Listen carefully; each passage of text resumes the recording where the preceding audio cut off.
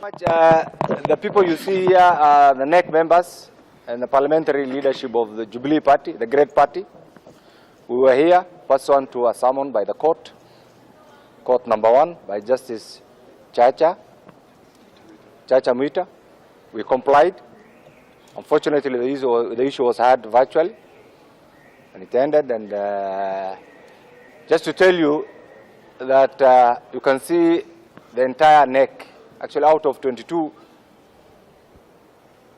the majority are here, the leadership are here, and Jubilee continues.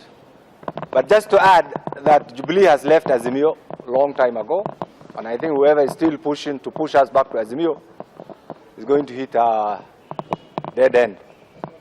So we have left Azimio a long time ago. We are a parliamentary party. We'll continue to be a parliamentary party. We'll continue to chart our independent path as a political party, and that is where we are.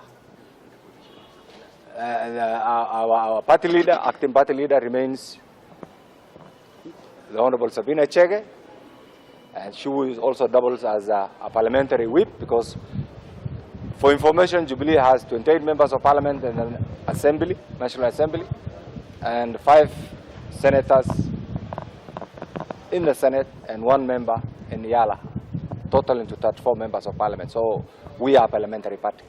And the case here revolves around challenging the Speaker's decision to declare Jubilee a parliamentary party. So we will not delve into the details because that will be determined by the court. But suffice to say that Jubilee is completely out of Azimio coalition in every aspect. Because even right now, Baba is oscillating. Very soon, even him will exit. So, what is the worry? Thank you so much. Asanteni sana.